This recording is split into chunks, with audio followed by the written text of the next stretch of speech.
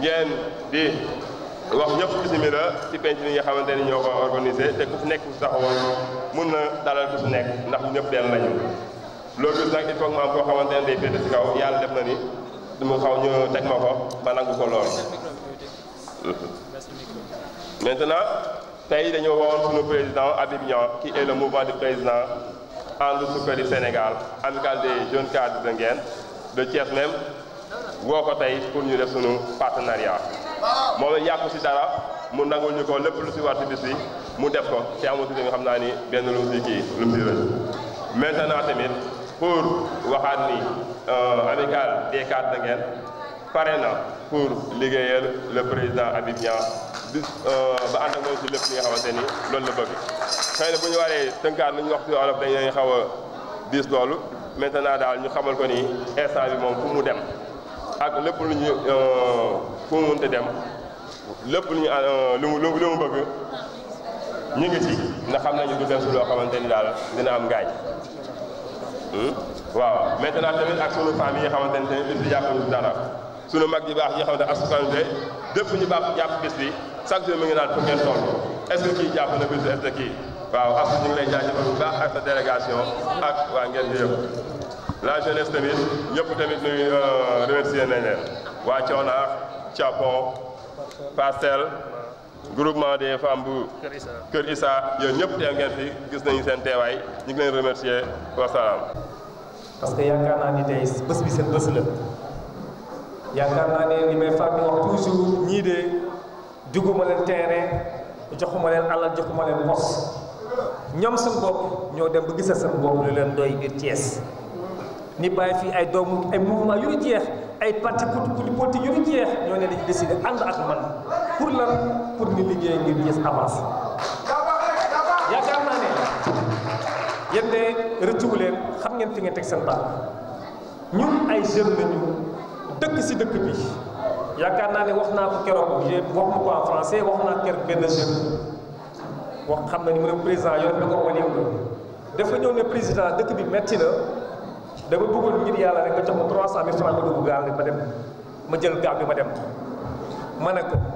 liggéey woon bitim am na Sénégal mu ne ma nan laay def ma ne ko comme liggéey amagul jëndal Jakarta nga liggéey yàlla def na nee na ma chaque jour que Dieu fait dina dépenser dina am 10 000 francs par jour di yóbbu këram ma ne ko mu ngi noonu lii ngay dugg si gaal bi boo demee ba lab indi ay problème lu ko jar ñun nag ànd sox Sénégal dañu doon mouvement boo xam ne yaakaar naa ne Thiessois yëpp xam nañu suñu mouvement ñun duñu ay dóorkat dañu doon ay mouvement bu xam ne ñu gëm d'abord seen gox gëm seen bopp yaakaar naa ni femmes yi jigéen ñi fi toog ñëpp duñu bàyyi ma fen yaakaar naa ni tey bu may ñëw rek benn kii moo tax sama yaram xaw a daw tuuti dama rencontré benn gaucher benn da côté voiture yàlla def na ma jàppale ko voiture ma ne ko yow mu ne amatuma fas bu may dawal avec mes relations ba jënd ko voiture muy daw di daal dépense am yàlla nattu ko mu feebar xam naa mu gis biir saal bi toog di ma dégg mu amee jabet bi sonn ko lool yàlla def tey dama toog rek may génn gis ko mu ne ma président ma ne ko yow da nga feebar toog mu ne ma déet man bu may dee si jihaad laay deewee parce que li ngay def jaamu yàlla la dañu fekk si ay jafe-jafe nga génn si ay jafe-jafe am na fi ay étudiants yu fi toog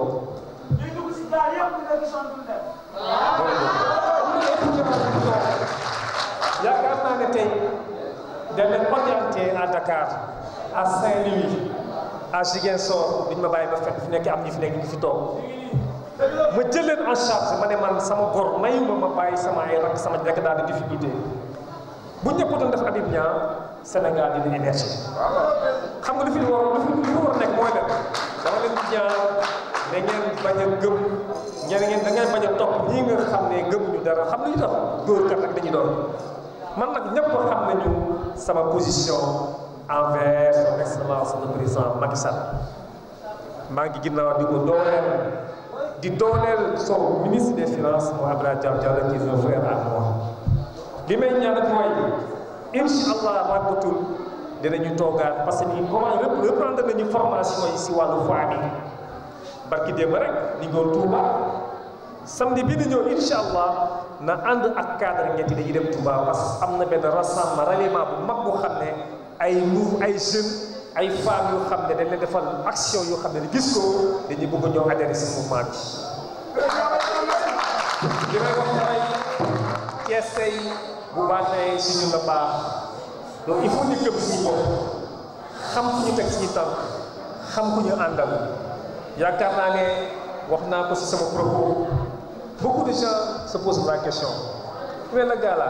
fan la jëlee ressource xanaa homme d'affaires la xam nga wax gis nga ñun yàlla moo ñuy yore man ñaar at maa ngi liggéey def naa 20 ans dans le privé société yu mag bi Sénégal yëpp liggéey naa si doon ingénieur yàlla jële ma foofu ma def dugg fonction publique aujourd'hui je fais partie des cadres de l'administration des cadres qui s'occupent du foncier de l'eau man sama xel parfois damay conseiller le président nekkoon nañu moo tey président sax na ko nee na lu yëngatu yëpp suuf moo ko yëngal moo tax sànq dama kontaan si ces propos bi ñun aussi ñun si dëgg nañu demee wuñu si jaaxaan li may ñaan bu soobee yàlla dinañu gën a jàppalante wax naa ko fii ay nit ma ne leen ñun ku fidélul ku gëmul sa bopp ku loyal munoo ànd ak ñun ñi fi toog ñëpp amul kenn ku ñu jox paas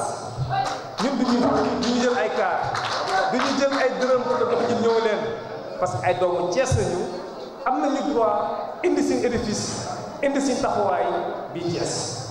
vraiment maa leen sant bu baax di leen gërëm di ngeen xam ne ni am ngeen un frère qui est là avec vous wax naa ko nag dana politique dafa fiir politique de boo suñu di nga dégg lu nekk nag étiquette bu nekk di nga ko dégg mais lu ma benn imam waxoon rek nee na da ngay bind bul faal avancé nga dem ñun yaakaar naa ne le président des jeunes wax na ko tey ñun fu ñu taxaw tey xam nga ñu kan mooy mouvement ànd Suxali Sénégal fii ñu fi toog ñëpp ay kilifa ñoo fi toog la famille Ndiéguène ñi ni Cheikh Adama Niang ñi ni ñëpp xam ne ko bu sëñ Maam Sukuwaar Modou Anta mi nii wax na ko sànq bu ñu xamante yàggul man moo commencé pour que Thiès émerge j'ai l'habitude de le dire wax naa ko ba tàyyi ma ne leen xam nga Thiès su sax ñu avancé mooy ñaañoo bi moo bëri ku nekk ne man la ñoo doon bàyyi lu liggéey moo ant ngi nii fan yi passé signé na contrat bu mag macha allah te boobu bëri ci Dakar tey contrat bi fu mu amee mooy ginnaaw yàlla tey jongante bi nga xam ne tey ñu ñoo koy indi fii biir Thiès ñun amuñu lu dul Thiès donc ñun Thiès waa yi dañu war a gëm suñu bopp jàppalante bàyyi iñaan yi nekk benn bopp ku laal benn Thiès waa ñëpp jóg ànd ak moom dem si li may faral di def rek mooy wax naa ko keroog ma ne leen ñun de képp ku xam ne doomu Thiès gis nañu ay possibilité dinañ leen jàppale si loolu tàll naa leen loxo yaakaar naa ne wuy si ngeen ma dinañu continuer à collaborer ba fan ba fa ko yàlla tudd lenn laa leen di ñaan rek fi ngeen teg seen tànk foofu la mun ay cadre ngeen ku si nekk fi am na métier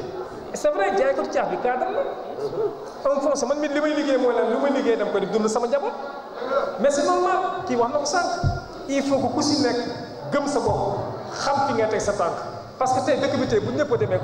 li ma waxoon sama benn xarit xam naa incha allah dina ma mu may suivre dañuy toog ni ma mon frère dama possibilité confier ne benn consul ambassade ma ne ko man sama réew soxle ma dama ñëw bitim réew muy liggéey fu mënul nekk jeune là mu paye à cause de moi donc bu nekk ne nañu gëm suñu bopp lu yomb nag baaxul dina metti nag de parce que ñu ngi doog a démarrer mais li ma leen garanti mooy incha allah rabbi dina baax en tout cas vraiment je tiens à vous remercier mes frères dis-lui que ñun notre mouvement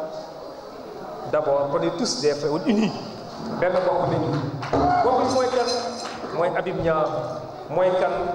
mooy yow mooy Massamba mooy Sidibé mooy Younous mooy Cheikh Aad ñëpp benn nañu lenn la moo ñu tax a jóg rek mooy liggéey suñu gox nan la ñuy soxalee suñu gox ni ñuy émerger suñu gox loolu moo ñu taxoon tey ñu daje fi tey di kontaan bu baax a baax di wax que ça c'est le début dinañu continuer ah aussi gënal ci yeneen collaboration dina am aussi du désormais yëpp lu ñu defati rek dinañ ko kii yaakaar naa ne chef de quartier wax na ko sax bi may ñëw Ngent xaw ma leen woon ñëw naa fi yaakaar naa école coona kat fii la nekk école bii bu mu nekkee à situation tey déplorable am na y a des enseignants qui sont enseignantes yaa ngi fi toog duñu bàyyi ba fenn mais ñun on a amené notre pied d'édifice indi nañu suñuy contribution si wàllu école donc li may wax rek mooy carnet de santé ngeen wax jox nañ si mbër yi seen passé jaay ko tëggkat yi jaay ko gercaaf yëpp képp ku xam ne maintenant doomu Thiès incha allah yëpp fi ñu suñu doole toog dinañ la jàppale si loolu. donc damay mooy nañu gëm suñu bopp rek nii xam fu ñu jëm yaakaar naa ne dëkk bi suñu dëkk la tey bu baaxee si ñun la baax bu bonee si ñun la baax jërë ngeen jëf. Une attention particulière à l'homme qui a fini par plaire à tous. À ce sujet, en référence, l'homme qui incarne l'immense est souhaité dans la politique. L'homme qui nous vaut tout ce soir ce déplacement, pour qui nous sommes prêts à suivre partout où le besoin se fera sentir. Cette personne, vous l'avez deviné, il ne peut être que notre très cher frère, le président du mouvement And Suxali Sénégal, nommé Habib Niang. Président, vous êtes chez vous, nous sommes aujourd'hui votre hôte. Ngueth est notre quartier et nous en ferons votre fief. Président Habib Niang, merci. Merci de cette marque de sympathie. En si peu de temps, vous avez visité ce quartier, c'est un gage de confiance. Que rien ne ternisse. Cette relation, n'ayez crainte, certaines colorations ne sont qu'éphémères. Mais sachez que notre union est de béton en fer, c'est du compact jusqu'à la tête de notre objectif, et même au-delà. Chers assemblés, nous sommes aussi heureux de compter avec vous ce soir. Le mouvement M100, qui a tenu à joindre ses forces à la massification autour du président Habib Niang. Président, je vous présente le mouvement des cadres, qui devient aujourd'hui le mouvement de soutien à Habib Niang, M100,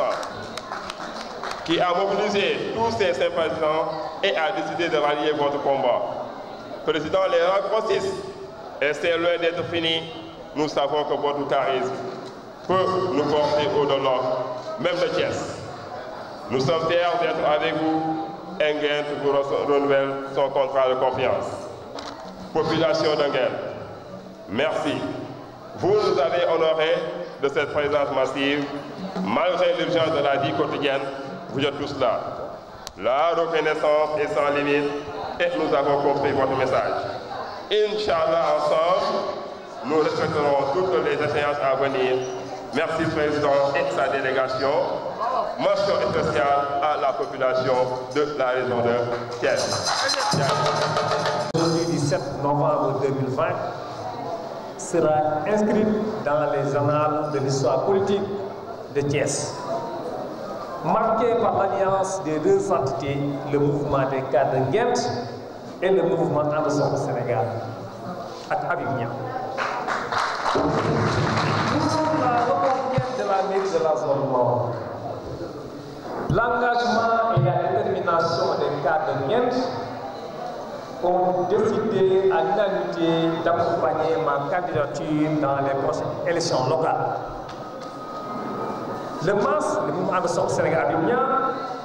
est un mouvement qui dépasse les frontières de la région de Thiès, mais qui reste ancré dans le développement économique de Thiès. Depuis sa création, le mouvement il ne cesse de poser des actes allant dans le sens de l'émergence de la zone nord, particulièrement de la commune de Thiès. D'une manière générale, un acte de volonté, d'abord, nous voulons traduire l'acte, la volonté du président de la Commission centrale, le président Macky Sall. Notre devise, c'est d'être proche de la population et de ses préoccupations.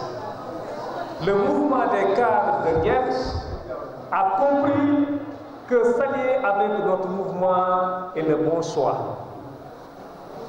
Oui, car parmi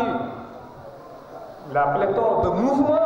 Vous savez, dans la commune, dans la région de Thiès, il y a plus de centaines de mouvements à gauche et à droite. C'est le nôtre qui a été choisi et à juste raison. Cette alliance qui va officiellement être scellée marque le début d'une coopération franche entre deux entités animées par le bien-être de leurs citoyens. Je profite de cette tribune pour féliciter son Excellence le président Macky Sall. Je pense que, comme vous le savez, le mouvement And Sokk Sénégal est un allié de son Excellence le président Macky Sall. Nous l'accompagnons pour la formation de son nouveau gouvernement et particulièrement au ministre des Finances, qui est mon ministre Abdoulaye Daouda Diallo, qui a été renouvelé par son Excellence le président Macky Sall. Sa confiance à l'opposant à son poste.